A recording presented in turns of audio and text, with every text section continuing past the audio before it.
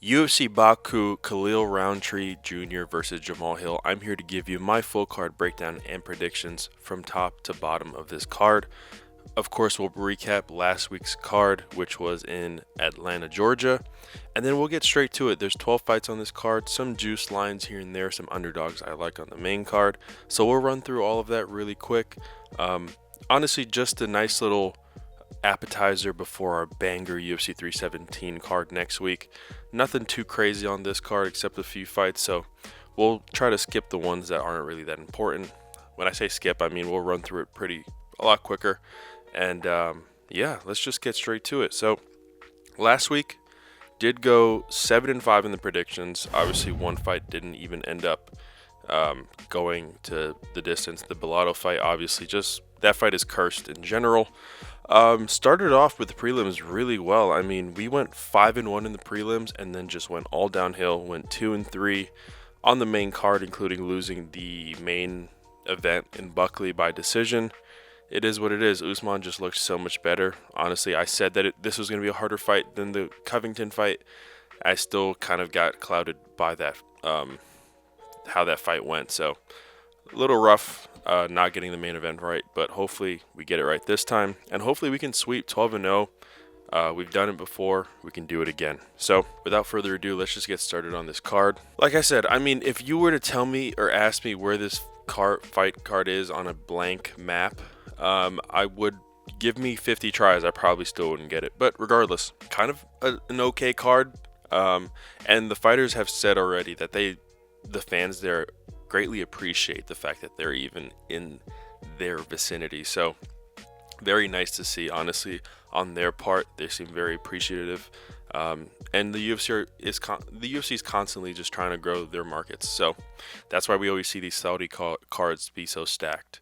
But anyways, first fight of the night, Hamdi Abdelawab, I'm only going to call you Hamdi, versus Muhammad Usman. This is one fight that I was back and forth on because they're both super low level. Hamdi is 6-0. He was popped for some PEDs a few years ago. Came back, beat Jamal Pogues. Not really, but scorecards went to him, so he won. And we have Muhammad Usman, obviously brother of Kamaru Usman. 11-4.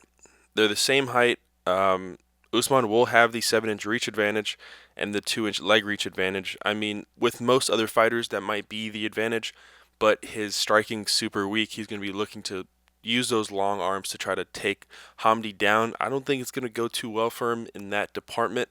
Hamdi's, like I said, super low level as well. Doesn't have a lot of wrestling attributes either, but he's pretty strong. He's heavy. He hits hard, I should say. And my issue is that he made a Jamal Pogues fight look competitive, and we had Jamal Pogues as underdogs, knowing Hamdi isn't that good, and somehow Hamdi still won. Still don't understand that, but had to rewatch that fight. Still don't understand it. My issue is if it was anybody else but Muhammad Usman, I'd probably fade Hamdi. I just don't see this as being the spot, especially in one of these cards that are in Bumble, whatever. The scorecards could go whatever way that you think they'll go. So not really loving it in terms of the competition either. Hamdi is a -170. He opened around 215. Money's been coming in on Usman because he seems like one of the better underdogs on this card, but I'm not going to fall for it. I don't think he's that good. So I think Hamdi's going to find that chin at some point. So give me Hamdi to win by knockout or TKO. Next fight, Tagir Ulanbekov versus Azat Maksum. Now, Tagir 16-2. He's same height, same reach, and same leg reach. I mean, this is all going to be pure skill. They're both the same height, have the same reach advantages, or leg reach and arm reach here. So nothing really to point out there. Obviously, Tagir he's going to be lankier in there, or he's going to look lankier in there. He's going to be looking to take Azat Maksum down. Now, Tagir's had a pretty decent start to his UFC career, but I mean, 6 fights so far. He's 5-1, a few sub finishes. Only lost to Tim Elliott, where Tim Elliott kind of just dominated him a little bit on the ground, and even scored a knockdown. He's beat Cody Durden, which I guess that doesn't really age too well anymore, but it did at the time. Beat Clayton Carpenter by decision, just took him down, controlled him as well. Now, Maxim has 2 fights in his UFC career. One his first one, and then lost to Charles Johnson. One a split decision, and then lost to Charles Johnson. I can't say that that's a bad loss because I love Energy. But when you see the way that fight played out as an undefeated fighter, Charles Johnson just outdogged him. He outdogged him, and he even outwrestled him at times. And I think that's, Charles Johnson had 3 sub attempts in this fight in a 3-rounder. Charles Johnson barely wrestles. He's the one that's always fighting takedowns, moving away from the clinch. So if you're getting out-wrestled by him, Tagir's going to just drown you. Tagir's going to somehow find that back and choke you out. Not really thinking too hard about this, to be honest. Tagir at this very moment is minus 420. Oban at minus 295. Yeah, I probably should have taken that too. And he's about a minus 420, one of probably the better, most safe underdogs you can say. Listen, he has the hands. He might not have the power, but he has the hands. He knows how to level change. He knows how to just swallow you is crazy, control you, and drown you. That's the word I was looking for. And I think at some point he's going to be able to just sink something in, and if not, just a lot of control on the ground, which is a Tagir fight. So give me Tagir Ulanbekov to win by submission or decision. Next fight. Irina Alekseeva versus Claudia Segula. Now, Irina's 5-2, Segula's 6-2, a little bit of a padded record. Both are 5'8". Segula's going to have the 2-inch reach advantage, and they both have the same leg reach. Honestly, not too much to even worry about there either. We'll start with Alekseeva a little bit. Alekseeva 1-1, lost to Melissa Mullins. I mean, we'll get to Mullins later. But she did beat Stephanie Edgar by knee bar, which was fire. And Segula, only 1 loss to Melissa Mullins. Melissa Mullins actually finished her, and that loss was a lot worse than Alekseeva's loss to Melissa Mullins. I mean, she just looks like she's not UFC caliber at all. At all. I think that Irina's going to be able to just work on the feet as much as possible. And I think it probably ends up being 3, but I think she probably ends up hurting Segula at some point in that fight. Maybe has chances to finish her, and then Segula probably clinches, just stays on her back for another round, maybe 2 rounds. Now, Alekseeva is minus 290 right now, opened at a 225. Probably properly priced. Something I probably wouldn't want to. There's so many other fights I wouldn't want to attack this fight just in case. I mean, Segula can come out looking like a completely different fighter, but even in the regional scene, just doesn't look that good. I'm not loving it for her. So, give me Irina Alekseeva to win by decision. Next up, we have Daria Zheleznyakova versus Melissa Mullins. I literally watched her fights, and I hear the commentators say it, and I still can't say it. But regardless, and Melissa Mullins. Now, Daria is 9-2. Melissa Mullins is 7-1. Daria is going to have the 2-inch height advantage, same reach, and she will hold also the 1-inch leg reach advantage. Daria obviously going to want to keep this on the feet. Melissa Mullins has power, can piece you up on the feet. Probably going to want to keep it on the ground here, though. Daria known to want to, strike. She has the hands typically. I mean, I think this could be competitive on the feet as well. Like I said, Mullins is no slouch on the feet. She's 1-1 in the UFC. Beat Rendon by decision decisively, and then lost to Aileen Perez, where Aileen Perez ended up subbing her in the first round. Honestly, not a bad loss. Aileen Perez moving up in the rankings as well. And Melissa Mullins, 2-1, only lost to Nora Cornell by TKO. Nora Cornell's, that's probably a majority of the reason why she's not going to want to keep this on the feet too much. Daria is going to be looking for those knees as well to the body. And in those moments, Mullins might even try to catch one of those legs, one of those kicks, and take her down, hold her there, probably try to sink in something. A lot of ground and pound. Melissa Mullins is a mean woman. She's a mean woman looking to finish. 2 of her 3 fights have not gone the distance. There's a big chance this one probably doesn't either, to be honest. Her nickname's No Mess. She really doesn't mess around in there for real. So I think it could be a pretty close fight up until Melissa Mullins probably just ends up taking her down. And I can see her winning the first round close, and then she completely dominates the second, and then she can probably coast through the third. Melissa Mullins right now, minus 280 on FanDuel. Open at 265. Money's been kind of shifting a little bit. Was a minus 310 at some point. probably my favorite fighter or woman fighter on this card. I think she's probably the most skilled, I would say, to be honest. She's really good. A little bit scared of Daria on the feet. I think that obviously we know that Mullins is a little prone to get kneed, to get kicked as well in her fights. So as long as she just kind of controls her distance, she doesn't have to worry about any real reach advantages here. So I think she can stay safe for the most part and just move on and carry on her own offense. So give me Melissa Mullins to win by submission or decision. Next fight, Ismail Naurdiev versus Jun-yong Park. Now Naurdiev is 24-7. Iron Turtle is 18-6. Obviously, he's been in the UFC and he's been around for a while as well. Ismail is going to be 2 inches taller, and also have the 1 inch reach advantage and the 1.5 inch leg reach advantage. We'll start with homie Ismail. Ismail's been in the UFC for quite a while. Came back, beat Bruno Silva by decision in October, but before that was 2-2 in the promotion. I mean, obviously, a lot of these names aren't even here anymore. He went 2-1 on fighters that don't really matter, and then he lost to Sean Brady by decision a few years ago. Just got taken down and got controlled. I feel like Jun-yong Park's probably going to try to implement the same thing that Sean Brady did. I mean, 8 minutes of control in a 3-rounder is pretty damn good. That's over 50% of the fight. Landed 4 of 9 takedowns. Park is going to be looking to take him down and sub him as well. Park averages 1.85 takedowns a fight, and he also throws 4.77 significant strikes, or lands 4.77 significant strikes per minute, which is a lot for a grappler, for someone who's not trying to keep it on the feet all the time, for someone who has 3 subs out of his last 4 wins. I mean, he's going to want to keep it on the feet as well. He knows how to strike, he can kick. Obviously, he's a little getting up there in age, but nothing too crazy. I mean, it's not like he's been in some wars, especially lately. Like I said, he's won 4 of his last 5, lost to Muniz.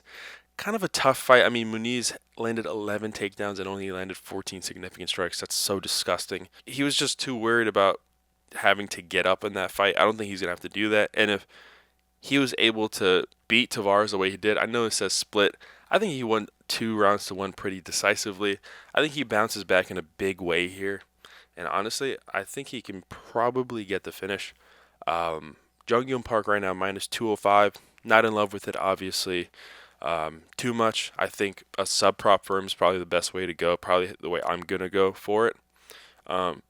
Maybe sub decision. I could probably bring that line down to maybe minus 140, minus 150. But aside from that, I still think he's going to be able to dominate on the feet. And if he's able to take him down, it's probably over from there. So give me the Iron Turtle, Jun-yong Park, to win by submission. Next fight, Seok-hyun versus Oban Elliott. Now, I mean, it only says 1-0 here. Oban Elliott's 12-2. Oban Elliott's also going to be 2 inches taller, have the 1 inch reach advantage and the 4 inch leg reach advantage. Ko is 11-2 in his career. Obviously, 1-0 Contender Series in 2024. Won a decision against Igor Cavalcanti. Was able to land 2 takedowns as well. 6 minutes of control. Was able to outland him also. And just kind of outpoint him a little bit. You know, just threw a lot more, even if they were insignificant. Just was able to throw more. Just have more out there. I mean, his nickname is the Korean Tyson. I think that is so hilarious that that's even a thing. And Oban Elliott's a slugger. He's 4-0 in the UFC, including Contender Series. I mean, didn't look too great in the beginning of his career, but really showed out against Hafez. Won his first fight by finish in the UFC. Looked decent against Preston Parsons. Had his moments. Parsons had his moments as well. Woodburn had his moments early. And I think Ko's going to have his moments early as well, which is going to be scary to bet on someone like Oban Elliott, because Oban Elliott's prone to getting hit, and that's probably not what you want to hear from me when, you know, you probably want to bet on Oban Elliott. He's prone to get hit. Not really sure where his chin is at, really. We haven't really seen it like tested by someone that's really good. I think Ko's going to be able to land. I just don't know if he's going to be able to do enough, because Oban's still going to be in his face, constantly just be pressuring him. So that's my one fear there with Elliott, is just that he's just going to get hit too much. Currently minus 590. That's disgusting. I mean, I don't think he's one of the better favorites on this card, so I don't really know why his line is like that. I still am going to pick him to win, though. I think this can go 3 rounds, and I think that it's going to be closer than a minus 590, which is why I don't really want to attack that line. But I think he still gets the job done. It just won't be in spectacular fashion. It's not going to be pretty. So give me Oban Elliott to win by decision. Next fight. Muhammad Naimov versus Bogdan Grad. Now, Naimov's 12-3. Grad is 15-2. Naimov is going to be an inch taller, have the same reach, and he's also going to possess the half-inch leg reach advantage, very similar in terms of anatomy. And I think personally that's going to be huge for Bogdan Grad. Grad did actually end up losing his Contender Series fight, the first one, to Tom Nolan, and then beat Michael Aswell by split decision. We saw Michael Aswell actually fight, 2 weeks ago, I believe, or May 31st. I think that was 2 weeks ago, against Oki.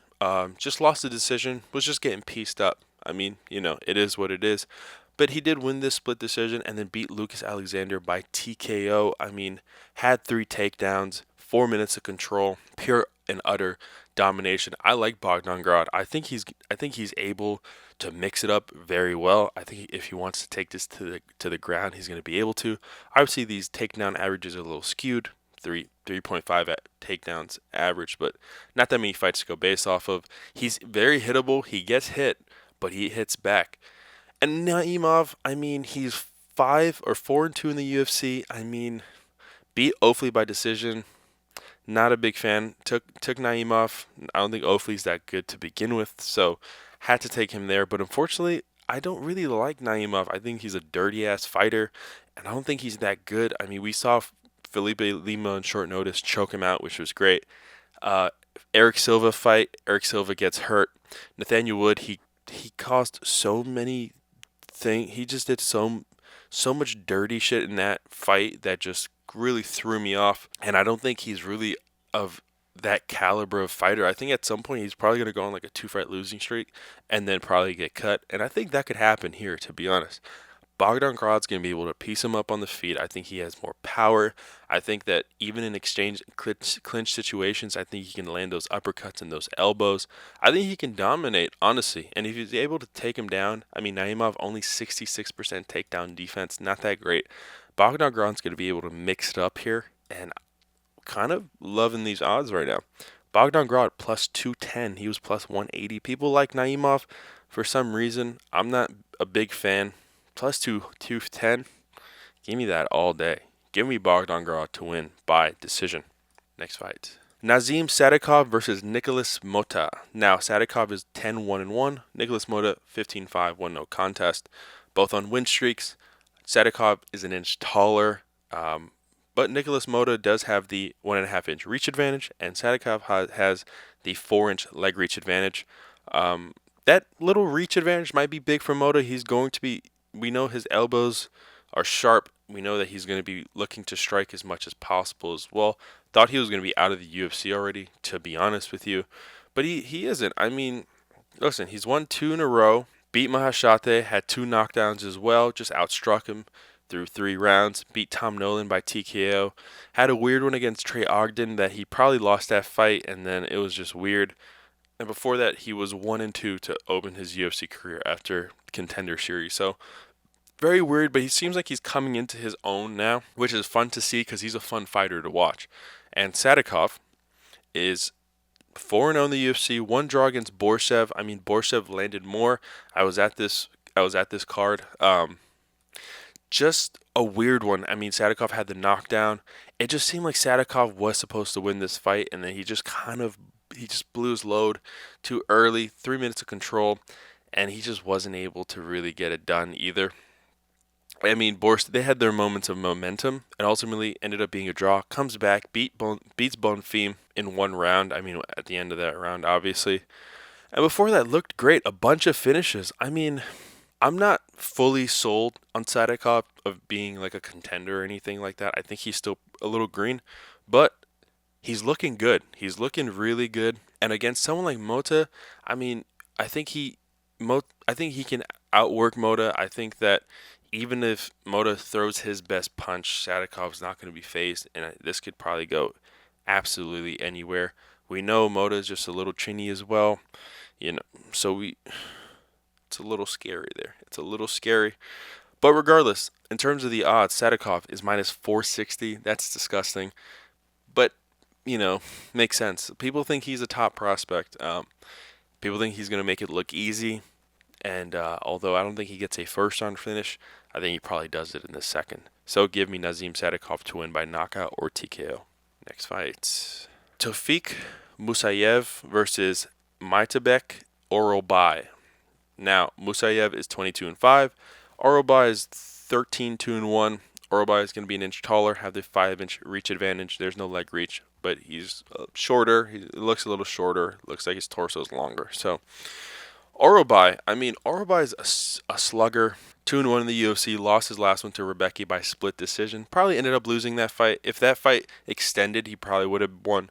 But it was a 3-rounder. He had this big ball in his eye, and it was a fun fight. I mean, it was a very fun fight. Rebecki probably deserved it as well. Everyone honestly expected Orolbai to run through Rebecki the way Rebecki lost his last fight to Ferreira, but he kind of redeemed himself. Orolbai is looking to redeem himself here against Musayev, who's making his debut. 22-5, 1-1 in Bellator, and went to Ryzen 2-0, 2 finishes. Obviously, we start looking at some of these records, and we go, 7-3 beating someone 0-1, 5-3, 0-0, 0-0. Not in love. Some of his wins not bad. 7-3 beating someone 2-5, 9-3, 0-1. Not in love with it. You watch his fights. I mean, listen, he has the hands. Orolbai can slug too. Has a big fat head on him too. Can get hit. But my issue here is the takedowns. I think that Orolbai is going to be able to take him down, and I think if he does, it's probably going to be over. Orolbai averages 5.36 takedowns. Obviously a little skewed based off how many fights, but he's thrown him. He really is, and he only 43% takedown accuracy. He's going to try to land at least 7 takedowns in this fight. He's going to attempt 7 takedowns. Orolbai right now, minus 172. I like it. I mean, listen, I guess we don't know what Musayev is going to look like. He can piece up Orolbai. We know Orolbai is not going to go down, though. So, in terms of that, I get obviously a bit afraid. But I still think that Orolbai is going to be able to land those takedowns. It'll be close. I think he gets pieced up early, and then he just kind of gets in there and starts to dominate. So, give me Myktybek Orolbai to win by submission or decision. Next fight, Curtis Blaydes versus Rizvan Kuniev. Now, this fight was supposed to happen like 3 other times, and finally we're getting it. Curtis Blaydes 18-5, Kuniev 12-2-1. Same height. Curtis Blaydes 4-inch reach advantage, and he's gonna have the 5-inch leg reach advantage. Now Kuniev seems to be very strong, a very good prospect. First debut getting Curtis Blaydes. I mean, he had success in other promotions, was also popped for drugs. So, we really don't know what he's going to look like here. He could easily kill Curtis Blaydes in a round. We don't know. But I don't really like to go based off hypotheticals. We know Curtis Blaydes is a very proven fighter. 13-5 in the UFC. I mean, obviously 1-2 in his last 3. And he was kind of getting dominated that first round against Almeida. So, could have really been 0-3. Loses to Tommy, loses to Pavlovich by ground and pound. He doesn't fight too much, but that chin, is a little scary at times for sure. Kuniev 13-2, 2-0 contender series, including his last one where he won by TKO in like the last second of the first round. Beat Ferreira Renan, who lost to Ngannou, but obviously no contest because he was juicing. And just has been on a nasty win streak since then. I'm not really sure. I'm not too sold. I think he's very strong. I just don't know if his takedown defense is going to hold up. I think that Curtis Blaydes is obviously, the older he gets, the more he's leaning towards his striking, not his wrestling, which is a little scary. Should probably be the exact opposite. He's kind of falling in love with his hands and his kicks a little bit more. But it's fine. I think he, if people know him as just a wrestler, they're just going to be trying to stuff his takedowns, and then what else is going to have in his arsenal? I think he's going to have to keep this on the feet a little bit just to get some respect from Kuniev, and then he can drown him, honestly. In terms of the odds, Blaydes is minus 295. I believe he was like a minus 350 like the first two times they were supposed to fight. So the odds have changed in Kuniev's favor, or no, in Blaydes' favor, I guess, technically. I think Kuniev could be a live dog here. It's one of those red flag fights for me. I honestly don't really want to touch it. Originally, I still had Curtis Blaydes, but the longer this fight gets delayed, the more I'm kind of leaning towards Kuniev for some reason, and I don't even want to think about it. And honestly, I think that at some point he can land enough ground and pound shots for the ref to stop the fight. If he's able to take him down and hold him there. Kuniev is a big dude. He's big as hell. So if he doesn't, he's probably cooked. But who knows what his gas tank's going to look like after that first round. I know what Curtis Blaydes' cardio looks like after the first round. So I guess we're going to have to see. But give me Curtis Blaydes to win by knockout or TKO. Now next fight, this fight right here, I still am scared and confused. Fiziev, 12-4. Bahamondes is 17-5. Bahamondes is 6'3", and Fiziev is 5'8". Bahamondes has the 4-inch reach advantage and the 2-inch leg reach advantage. Shocker. He's 6'3", and they fight at 155. 6'3". I have 6'3" friends. I'm not 6'3", but I have 6. I'm also not 5'8", but I have 6'3" friends. They're not even near 155. They're not even near what he probably weighs in the octagon the next day, which is probably 170, 175. I'm still confused by that. I mean, he's super long, super lanky, has hands, has shown holes in his game that he seems to be improving on, and he has one of the best in the world in his camp, in his camp in Bilal Muhammad. Probably trying to take his ass down every single time because Bahamondes has shown holes in his game like Ludovic Klein, 3 takedowns, and he had 6 minutes of control, just dominating him on the ground. And ever since then, he's been trying to pick it up, but he hasn't really needed to too much because of his matchups. Yagos he killed in a round, Torres he killed in a round, and then he subbed Jalen Turner in a round where he was on his back, and Turner just made the most dumb. He was just not. His mind was already retired because he could have beat Bahamondes here. I just don't understand. But he's won 6 of his last 7, and he's looking really good. We know he has the knees. We know he's going to be looking for those knees early because his knee can probably reach Fiziev's chin straight up. He doesn't even need a jump. So he's going to be looking for that, and then Fiziev's going to have to be moving, very mobile in there, looking for kicks. I mean, those kicks to the body. He might try to do something, some spinning, maybe a spinning kick to Bahamondes. We'll see, honestly. Maybe to the ribs. It's going to be. I have to see them face to face a little bit for me to really grasp how this fight is going to look for 3 rounds, because I think it probably ends up being 3. But it's going to be a very interesting, tricky fight. Because Fiziev now, he's lost 3 straight. Obviously lost to Gaethje and then Gamrot. He tore his fucking ACL in the fight. And he was part of Parlay of the Week. And that was painful. But regardless, then lost to Gaethje coming back from injury. This is a very important spot for him. My issue is he's been thinking about moving down already. So it's like, fuck. If you're already thinking that, is Bahamondes just has another cakewalk here? Is he fighting 2 fighters that don't even want to either fight in that division or fight in the promotion in general? Kind of feels like he's getting some mentally fucking fucked people at his benefit. So I'm a bit scared, honestly, because I like Fiziev. I think that he's the more dynamic fighter, the more explosive fighter.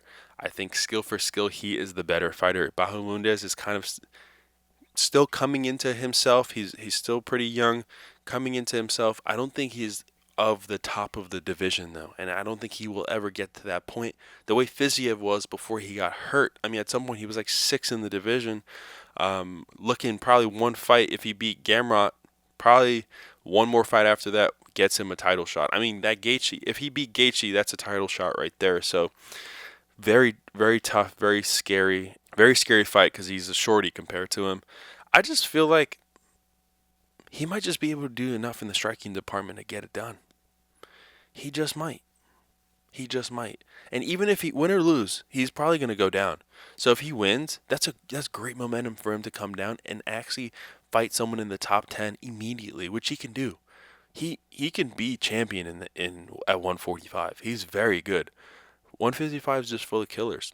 Experienced killers. 145 still has a lot of green fighters. Very good, but green fighters. And I think he can dominate. But he's still going to want to pick up a W here. I think he's done at 155, but it doesn't mean that he's mentally done there.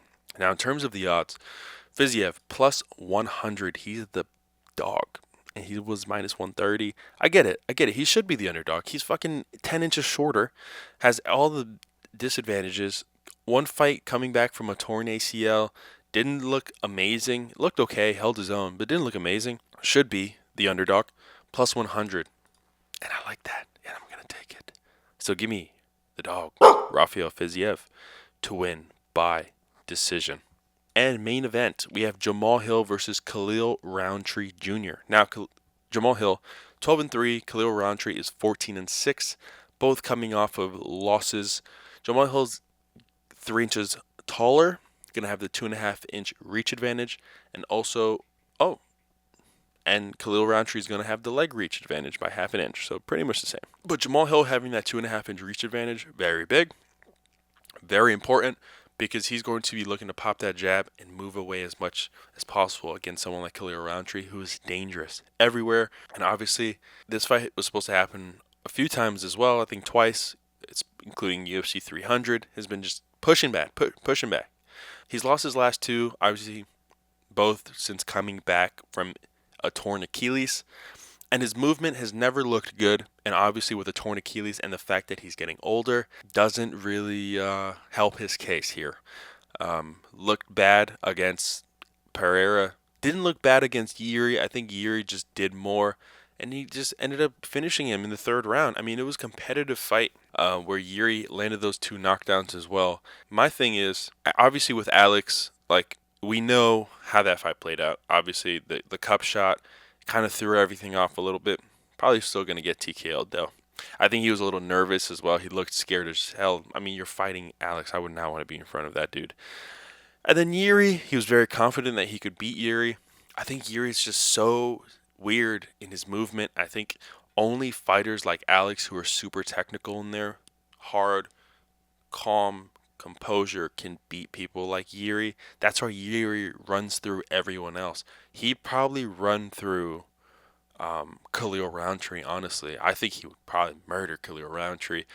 And the only reason I'm not saying the same thing about Jamahal Hill here is his movement. I think he tries to be a little too technical sometimes, where Khalil just kind of flows in there, and he's in this flow state. He was in that flow state early with Alex Pereira. I mean, he was doing well, you know. Did they give him that knockdown? They did not. But, Alex kind of stumbled in there, won those first 2 rounds, and then Alex continued to dominate, or started to dominate and continued until he finished him in the 4th round. Now, before that fight, Rountree 5-0. Lost to Jacoby, probably. Definitely lost to Jacoby. But beat Daukaus sucks. Anthony Smith sucks. Carl Roberson sucks. Bukowskis, he's alright.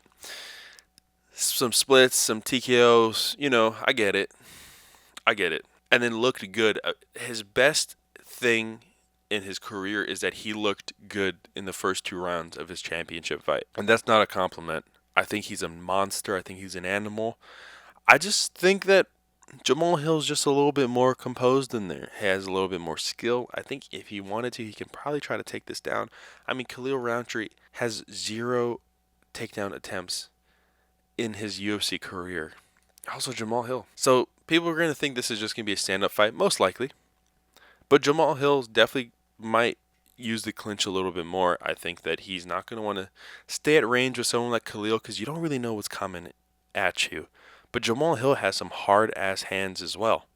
I mean, he was kind of brought up as this knockout power. He's knocked out a lot of fighters before. In a 5-rounder, I lean Jamahal Hill. I think he's going to be able to do enough in those 5 rounds. We saw what he did to Glover. I think that fight can really play out very similarly here.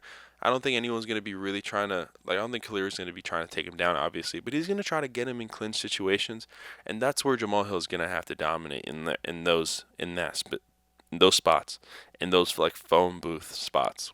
But it's going to be a tough fight because Khalil, like I said, looks scary against Alex, but his best fight, you can say, or his best, like, the best thing he's ever done in the octagon is that he won the first 2 rounds against Pereira. And then comes the soccer kick to the body. That was tough. But anyways, Jamahal Hill right now minus 102. He's going to be plus money. Was plus 116, plus 120. Money's coming on Jamahal Hill. This is a must win for him. This is a must win. He cannot lose this fight. If he loses this fight, what does he even do? He's kind of fat, so he can go to 185. Not bad. But it doesn't look like he wants to cut that weight. If he loses to Khalil, where do you go from here? Honestly, he needs this fight, and then he needs at least one more. And now we're talking about title contention, which I think he deserves.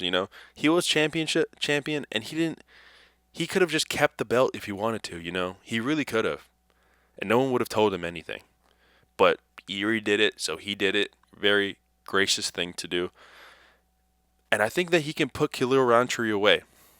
But Khalil Rountree is very tough, and I think that Hill's going to try to make sure he's in there for 5 rounds, so he's not going to try to gas out too quickly. He looked a little gas against Yuri, but Yuri, like I said, a lot more, so much weirder with his movement. You don't really know what's coming at you. So he's probably going to want to keep this as a 5-rounder and just piece up Rountree. It could be 2-2 going into the 5th.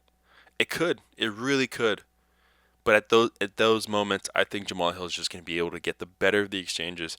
I think he has the harder hands. He might not have the slicker combos and, the cooler look and things like that, but he was UFC champion for a reason. He was. So give me Jamal Sweet Dreams Hill to win by decision. And that wraps up UFC Baku, Jamahal Hill versus Khalil Rountree. I want to thank everyone, obviously, for the constant support. If you've supported me here, going to do another giveaway once we reach 1,000 subs. I did the giveaway at 500 subs here. And if you are here, you probably know me from my TikTok. I did have a 15K account there. Put down UFC predictions and other sports as well. Now I have one that's about 1.3K. But this is where you get the nice, big, detailed breakdowns. I do another one on TikTok that's 10 minutes, a little more condensed. But this is where I go deep in depth and full breakdown of these cards every single week. And of course, if you want all of this early, as well as all my bets for like parlay of the week, all my other UFC bets, because I don't drop any of them really here anymore, and on TikTok maybe a parlay of the week, and other sports, football, which is probably my second best sport, NBA, tennis, baseball, which we've been crushing this season, and just the community itself. Please join my Discord. It is $14.99 a month. It is literally the best price on the market. People are charging $50, $100 a month that do worse than me and only focus on one sport. You're getting 4 for like 10%. Like, literally, it's insane. So please join the community. Obviously, it allows me to do things like this for you as well. And as always, like, comment, share. Send this to your homies, please. It all helps with the algorithm. Trying to grow as much as I can on YouTube. And just trying to give out more content. The more followers and whatever I'm able to get here, the more time I'll be able to spend on it. And just trying to give you guys a lot more than just a predictions card every week. I'd like to do some interviews again with some fighters as well at some point. Give you more insight. I feel like I have so many questions for them that they don't get asked a lot, and I feel like that's probably something I want to dive into at some point, but obviously need some more recognition, you can say. So please do that for me as I do this for you. But as always, I love you all. I'll see you next week for a banger card. Let's keep cashing.